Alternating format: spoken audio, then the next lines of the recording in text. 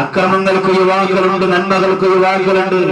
കലാപകലുഷിതമായ അന്തരീക്ഷങ്ങൾ ലോകം റിപ്പോർട്ട് ചെയ്യപ്പെടുമ്പോൾ അതിന്റെ മുന്നിൽ നെഞ്ചുപിരിച്ചു കൊണ്ട് നിൽക്കുന്ന ആയിരക്കണക്കിന് യുവാക്കളുടെ അവസ്ഥകൾ നമുക്ക് കണ്ടെത്താൻ സാധിക്കുമെങ്കിൽ തിരുവനന്തപുരം ജില്ലയുടെ ആറ്റിങ്ങലിന്റെ പരിസരം, വടനാക്കിന്റെ പരിസരം, പെരുങ്കുളത്തിന്റെ പ്രാന്തപ്രദേശങ്ങളിൽ നൂറുകണക്കിന് പ്രിയപ്പെട്ട ചെറുപ്പക്കാരുണ്ട്.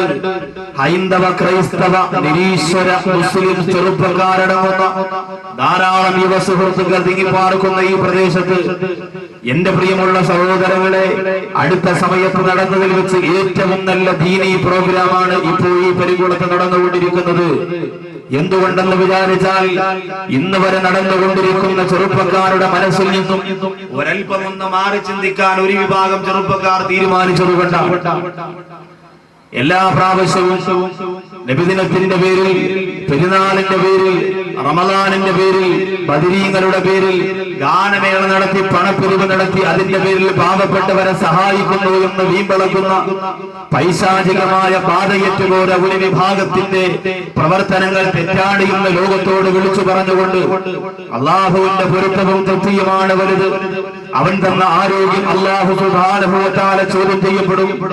അവൻ തന്ന യുവത്വം അല്ലാഹുവിന്റെ മുന്നിൽ ചോദ്യം ചെയ്യപ്പെടുമെന്ന പൂർണ്ണ ബോധമുള്ളതുകൊണ്ട് ആ ബോധത്തിന്റെ പിന്നിൽ ഒരുമിച്ചിരുന്ന വട്ടം കൂടിയിരുന്ന് തീരുമാനിച്ചുകൊണ്ട് ഇത്രത്തോളം ഒരു നന്മയുടെ നാമ്പിന് തിരിതെളിക്കുമ്പോൾ എന്റെ പ്രിയപ്പെട്ടവരെ, ഞാനിത് പറഞ്ഞുകൊണ്ടിരിക്കുന്ന സാഹചര്യത്തിലാണ് നെടുമങ്ങാട് ചോരയുടെ മണം പോറും മാറാത്ത പ്രിയപ്പെട്ട കുഞ്ഞിനെ ജീവനോടുകൂടി മാതാപിതാക്കളുടെ ഒത്താശയോടുകൂടി കുളിച്ചുകൂടിയ കഥ പത്രമാധ്യമങ്ങളിലൂടെ നിങ്ങൾ വായിച്ചറിഞ്ഞിരിക്കുന്നത്.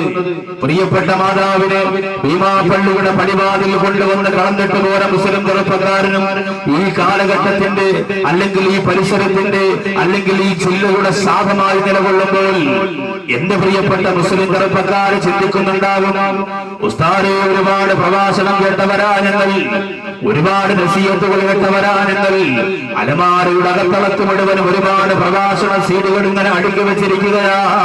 പരിശുദ്ധ റമദാൻ വരുമ്പോ പൊട്ടിക്കരഞ്ഞുകൊണ്ട് ഉസ്താദിന്റെ പിന്നിൽ നിന്നുകൊണ്ട് ഇനി ഒരിക്കലും കള്ളു കൊടുക്കൂല, പെണ്ണു പിടിക്കൂല, വ്യഭിചരിക്കൂല, ഹറാമ് ചെയ്യൂല, പലിശ ഇടപാട് നടത്തൂല, വഞ്ചിക്കൂല, പറ്റിക്കൂല, തട്ടിക്കൂല, ചതിക്കൂല, കളവ് നടത്തൂല, കളവ് പറയൂലെന്ന് പ്രതിജ്ഞയെടുത്തിട്ട് ബലിപെരുന്നാളിന്റെ സുന്ദരമായ മുഹൂർത്തങ്ങൾ നഷ്ടപ്പെടുന്നതിന് മുമ്പ് ഹറാമിലേക്ക് അറിയാതെ കാലത്ത് പോകുന്ന പ്രിയപ്പെട്ട മുസ്ലിം ചെറുപ്പക്കാരാ, അവസാനം നീ തീരുമാനിക്കുന്നു, ഇല്ല ഉസ്താദേ ഞാൻ ഒരിക്കലും നന്നാവില്ല.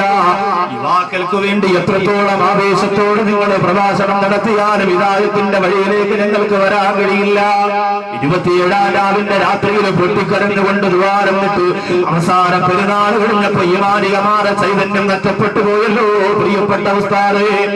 29-ാം രാവിലെന്ന് ഇന്ന് പരിശുദ്ധ റമദാനിന്റെ രാത്രിയിലെ അവസാനത്തെ രാത്രിയായിരിക്കുമോ എന്ന് ചിന്തിച്ചുകൊണ്ട് മുസല്ലയിലേക്ക് സുജൂദ് ചെയ്ത് കണ്ണീരുകൊണ്ട് മുസല്ല കഴുകിപ്പോയ എത്രയോ മുസ്ലിം ചെറുപ്പക്കാര് പെരുന്നാളിന്റെ അന്ന് ടൂർ പോയപ്പോ കൂട്ടുകാരൻ എടുത്തു കൊടുത്ത് നിറം മങ്ങാത്ത കണ്ണുകുപ്പി കണ്ടിട്ട് ആദർശത്തെ പടയപ്പെടുത്തി പോയെങ്കിൽ ഒരിക്കലും ഞങ്ങൾ ഒരിക്കലും രക്ഷപ്പെടൂല, നന്നാവൂല എന്ന് തീരുമാനിക്കുന്ന പ്രിയപ്പെട്ട മുസ്ലിം ചെറുപ്പക്കാരാ, ഇസ്ലാമിക ചരിത്രം നിങ്ങൾ പരിശോധിച്ചു പോയാൽ മരുഭൂമിയുടെ മുകൾ പരപ്പിൽ കിടക്കുന്ന സുന്ദരിയായ പെൺകുട്ടിയെ ഒരാളുടെയും അനുവാദം ചോദിക്കാതെ ക്രൂരമായി മാനഭംഗപ്പെടുത്തിയിരുന്ന ആ കാലഘട്ടത്തിലെ മൃഗങ്ങൾ പോലും നാണിച്ച് തലതാഴ്ത്തിയിരുന്ന ജീവിതം നയിച്ച ആൾ ആരെന്നറിയുമോ?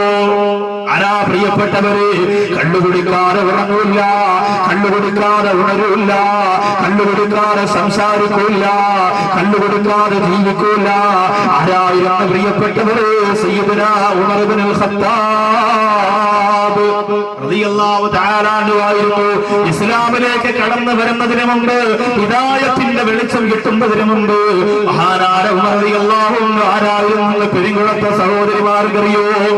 നൂറുകണക്കാരെ കുഞ്ഞു പെൺമക്കളെ ജീവനോടുകൂടി ഉമർ റളിയല്ലാഹു തആല അൻഹു തന്റെ കൈകൊണ്ട് കുഴിച്ചു കൂടിയിട്ടുണ്ട്.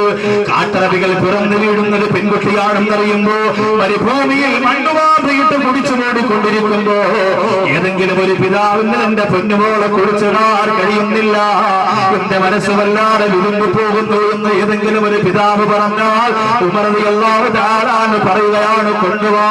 ഏത് വാപ്പാകാണ് മക്കളെ കുറിച്ചിടാൻ മടി വരുന്നത്? എന്റെ മുമ്പിൽ കൊണ്ടുവാ. ഈ മണ്ണിന്റെ പുറത്ത് പെൺകുട്ടികളെ വേണ്ടെന്ന് പറഞ്ഞുകൊണ്ട് മണ്ണിന്റെ ഉള്ളറയിൽ ചോരയുടെ മണം കുടിച്ചുകൂടിയ ചരിത്രത്തിന്റെ ഉടമയായിരുന്ന ഉമർ ഇബ്നുൽ ഖത്താബ് ഇന്നെവിടെയാണ് ബഹുമാനപ്പെട്ടവർ കിടക്കുന്നത്? പെരുങ്കുളത്തുള്ള കള്ളുകുടിയും പോലും അറിയാതെ ഉമർ ഇബ്നുൽ ഖത്താബ് എന്ന പേര് കേൾക്കുമ്പോ എന്ന് പറഞ്ഞു പോകുന്നതെന്തുകൊണ്ടാ? നിങ്ങൾക്ക് പറയാൻ ചിലപ്പോ മനസ്സ് വരുന്നില്ലായിരിക്കാം. പെരുങ്കുളത്തിന്റെ പരിസരത്തുള്ള പറവകൾക്ക് സന്തോഷമാണ്. ആ മഹാനുഭാവന്റെ പേര് പറയുമ്പോ ഈ അന്തരീക്ഷത്തിന് സന്തോഷമാ, ഈ പരിസരത്തിന് സന്തോഷമാ, ഈ മജ്‌ലിസിന്റെ ഇജാബത്തിന് പോലും കാരണമാ. അത്രത്തോളം വലിയ പദവിയിലേക്ക് എത്തിയതെന്തുകൊണ്ടാ? അല്ലാഹു കൊടുത്ത യുവത്വത്തെ, അല്ലാഹു കൊടുത്ത ആരോഗ്യത്തെ ഹറാമിന് വേണ്ടി ചിലവഴിച്ചപ്പോ അല്ലാഹു പടച്ച തമ്പുരാൻ അനുഗ്രഹിച്ചു കൊടുത്ത തന്റെ പവറുള്ള സമയം അനിസ്ലാമികമായ പ്രവർത്തനങ്ങൾക്ക് വേണ്ടി ചിലവഴിച്ചപ്പോ അവസാനം പൊട്ടിക്കരഞ്ഞുകൊണ്ട് മുത്തുനബി മുഹമ്മദ് മുസ്തഫ സല്ലല്ലാഹു അലൈഹി വസല്ലമ തങ്ങളുടെ തിരുമുമ്പിൽ വന്ന് മുസ്ലിമായി മടങ്ങിപ്പോയെന്ന് ചരിത്രം പറയുമ്പോ എന്റെ മുസ്ലിം ചെറുപ്പക്കാരാ, ഞങ്ങൾക്ക് രക്ഷപ്പെടാൻ കഴിയില്ലാതെ സ്വയം തീരുമാനിക്കല്ല പോരെ. ഉസ്താദെ എന്നെ കൊണ്ട് കഴിയില്ല, പള്ളിയിൽ കൃത്യമായി നിസ്കരിക്കാൻ പോകാൻ എന്നെ കൊണ്ട് കഴിയൂല, തുപ്പയിട്ടുകൊണ്ട് ബാലന്റെ മജ്‌ലിസിൽ വന്നിരിക്കുന്നത് നാണക്കേടല്ലേ, എന്നെ കൊണ്ട് കഴിയൂല, തസ്ബീഹ് മാല കയ്യിൽ വെച്ചുകൊണ്ട് ദിവസം 100 സ്വലാത്ത് ചൊല്ലിയാണ് പറഞ്ഞാൽ എന്നെ കൊണ്ട് കഴിയൂല. അല്ലാഹുവിന്റെ പള്ളിയിൽ പോലും ഉസ്താദുമാരുടെ പ്രസംഗം കേട്ടുകൊണ്ട് ഹിദായത്തിന്റെ വഴി തെരഞ്ഞെടുക്കണമെന്ന് പറഞ്ഞാൽ എന്നെ കൊണ്ട് കഴിയൂല. അങ്ങനെ തീരുമാനിച്ചു പോയാൽ കാട്ടുപുറാക്കൽ പള്ളിയുടെ, ആലങ്കോട് പള്ളിയുടെ, കല്ലമ്പലം പള്ളിയുടെ കബർസ്ഥാനിലേക്ക് ശക്തിപോലും നായെ കൊണ്ടുവന്ന് കബറടക്കുന്ന പോലെ അടക്കയിട്ട് പോയാ മതിയോ? എന്റെ പ്രിയപ്പെട്ട മുസ്ലിം ചെറുപ്പക്കാരാ, അങ്ങനെ മതിയെങ്കിലും സരസിൽ നിനക്ക് സ്ഥാനമില്ല. കണ്ണുപിടിച്ചോ, പെണ്ണ് പിടിച്ചോ, ഗാനമേള നടത്തിക്കോ, ആടിക്കോ, പാടിക്കോ, ആദക്കലാസം നടത്തിക്കോ, അഴിഞ്ഞാട്ടം നടത്തിക്കോ, ഹറാമ് ചെയ്തോ. പക്ഷെ അല്ലാഹുവിന്റെ കോടതിയിലേക്ക് കടന്നു വരുമ്പോ പാവപ്പെട്ട നൗഷാദ് വാക്കവിക്ക് 2 മണിക്കൂർ പെരുങ്കുളത്ത് അനുവദിച്ചു തന്നിട്ട് എന്തുകൊണ്ട് പറഞ്ഞു കൊടുത്തില്ലടാ എന്നോട് അല്ലാഹു ചോദിക്കൂല ചെറുപ്പക്കാരാ. പക്ഷെ എന്റെ മുമ്പിൽ ആവേശത്തോട് ഓടി വന്നിരിക്കുന്ന ചെറുപ്പക്കാരാ, അല്ലാഹു ആരോഗ്യം തന്നില്ലേ, അല്ലാഹു ആഫിയത്ത് തന്നില്ലേ, അല്ലാഹു കഴിവ് തന്നില്ലേ? ഇവിടുന്ന് 50 രൂപ മുടക്കിയിട്ട് തിരുവനന്തപുരം RCCയിലേക്ക് എന്റെ ചെറുപ്പക്കാർക്കൊന്ന് ചെല്ലാൻ പറ്റോ? കയ്യും നനക്കാൻ കഴിയാറ്, കാലൊന്ന് ചലിപ്പിക്കാൻ കഴിയാറ്, നല്ലതുപോലെ ഭക്ഷണം കഴിക്കാൻ കഴിയാറ്. 7 ദിവസമായി എന്റെ പൊന്നുമോൻ വെള്ളം പോലും കുടിച്ചിട്ടില്ല. 20 വയസ്സാണ്, 25 വയസ്സാണ്, 30 വയസ്സാണ്. ക്യാൻസർ ബാധിച്ച് മുടിയില്ല കൊഴുന്നു പോലും വിളറി വെളുത്തുകൊണ്ട് കോടികളുടെ മരുന്നും മന്ത്രവുമായി കഴിഞ്ഞു പോലുള്ള ആയിരക്കണക്കിന് ചെറുപ്പക്കാര് എന്റെ സഹോദരങ്ങള് RCCയിലും അതുപോലെ ക്യാൻസർ രോഗ ആലയങ്ങളിലൊക്കെ കണ്ടെത്താൻ സാധിക്കുമെങ്കിൽ അല്ലാഹു ആരോഗ്യം തന്ന ചെറുപ്പക്കാരാ, അല്ലാഹു ആഫിയത്ത് തന്ന ചെറുപ്പക്കാരാ, അല്ലാഹു തന്നിടം തന്ന ചെറുപ്പക്കാരാ, അല്ലാഹു കഴിവ് തന്ന ചെറുപ്പക്കാരാ, അല്ലാഹു പണം തന്ന ചെറുപ്പക്കാരാ, അല്ലാഹു പവർ തന്ന ചെറുപ്പക്കാരാ. കണ്ണിൽ കണ്ട സിനിമ നടന്നാൽ 1 മിനിറ്റ് അഭിനയിച്ച് 1 ലക്ഷം രൂപ പ്രതിഫലം വാങ്ങുമ്പോ അവന്റെ ബോർഡടിച്ച് വെച്ചുകൊണ്ട് ഫാൻസ് അസോസിയേഷൻ ഉണ്ടാക്കിയിട്ട് ആട്ടക്കളി നടത്തുന്ന ചെറുപ്പക്കാരാ, റമളാൻ മാസത്തിൽ പൊട്ടിക്കരണ്ടുകൊണ്ട് പള്ളിക്കകത്ത് നിന്ന് അല്ലാഹുവിലേക്ക് തൗബ ചെയ്ത് മടങ്ങിയ ഇസ്ലാമികമായ ചൈതന്യത്തെ പിശാചിന്റെ കോട്ടവത്തലങ്ങൾക്ക് കൊണ്ടുപോലെ പറയപ്പെടുത്തി പോയ എന്റെ പ്രിയപ്പെട്ട ചെറുപ്പക്കാരാ, അല്ലാഹുവിന്റെ കഠിനകഠോരമായ ആരാധന മറന്നു പോവല്ല പോലെ. എത്രയോ പെട്ടെന്നാണ് റമളാൻ കഴിഞ്ഞു പോയത്. 29 രാവും പകലും എങ്ങനാ പോകെന്ന് നിങ്ങൾക്കറിയോ സഹോദരാ? അല്ലാഹു പടച്ചു തമ്പുരാ ആ റമളാനിന്റെ പൂർണ്ണമായ പൊരുത്തം നമുക്ക് തന്നനുഗ്രഹിക്കട്ടെ. എല്ലാ വർഷത്തെയും പോലെ അങ്ങ് കടന്നുപോട്ടെ. എല്ലാ വർഷത്തെയും പോലെ പെരുന്നാൾ കഴിയുമ്പോ മുസല്ലേം മടക്കി കട്ടിലിന്റെ അടിയിൽ വെച്ച് ഫുള്ള് ലീവാണല്ലോ പിശാചിന്റെ. ഇബ്ലീസ് ലഅനത്തുല്ലാഹിലേക്ക് റമളാൻ മാസം ഫുള്ള് ലീവാണ്. അപ്പൊ നിങ്ങൾ പറയാം റമളാനിലും നടക്കുന്നുണ്ടല്ലോ ഉസ്താദെ അനർത്ഥങ്ങളൊക്കെ. പുള്ളിക്കാരൻ ലീവാണെങ്കിൽ പിന്നെ അതെങ്ങനെ നടക്കും? ഇപ്പൊ ഞാനൊരു പള്ളിയുടെ മെയിൻ ഇമാമാണ്. 3 ആഴ്ച എനിക്ക് പള്ളിയിൽ ഖുത്ബ ഓതാൻ വരാൻ പറ്റൂല, അല്ലെങ്കിൽ എനിക്ക് ഡ്യൂട്ടി ഇല്ല, ഞാൻ ലീവ് എടുക്കുകയാണ്. സെക്രട്ടറിയെ പറഞ്ഞ് ലീവ് എടുക്കുമ്പോൾ അതിന് പറ്റിയ ഒരാളിനെ കണ്ടെത്തിയിട്ട് ലീവ് എടുക്കുള്ളൂ. അതിന് പറ്റിയ ഒരാളിനെ ഏൽപ്പിക്കും. അപ്പൊ അസിസ്റ്റന്റ് ഉസ്താദ് ആണെങ്കിൽ പറയും ഉസ്താദ് നോക്കിക്കൊള്ളു, ഞാൻ ഒരു 3 ആഴ്ച ഉണ്ടാവൂല, ഞാൻ നടത്തിക്കൊണ്ടിരുന്ന കാര്യങ്ങളൊക്കെയാണ്, അത് നിങ്ങൾ ശ്രദ്ധിച്ചോളണം എന്ന് പറഞ്ഞിട്ടേ ഞാൻ പോകുള്ളൂ. ഇതുപോലെ ഇബ്ലീസ് കുറച്ച് ആൾക്കാരെ ഏൽപ്പിച്ചിട്ടാ മൂപ്പര് ചങ്ങലേക്ക് കയറി.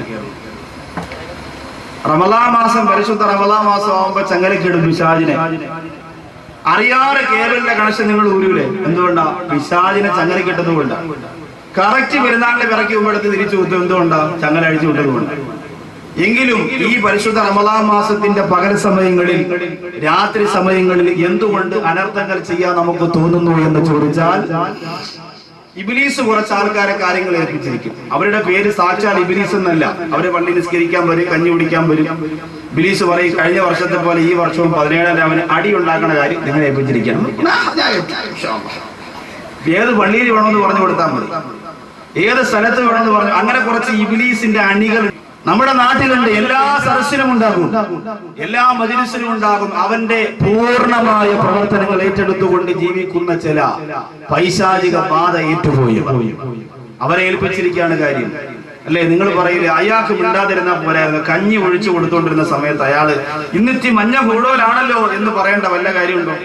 അതിലെ പാചകം ചെയ്താണ് ദേഷ്യം വന്നത്. ഈ ആളെ കൊണ്ട് പറയിപ്പിച്ചത് ഇബ്ലീസാണ്. പക്ഷേ ഇബ്ലീസ് റമളാൻ മാസം ലീവായതുകൊണ്ട് പുള്ളിയെ തന്നെ കാര്യങ്ങൾ ഏൽപ്പിച്ചിരിക്കുക.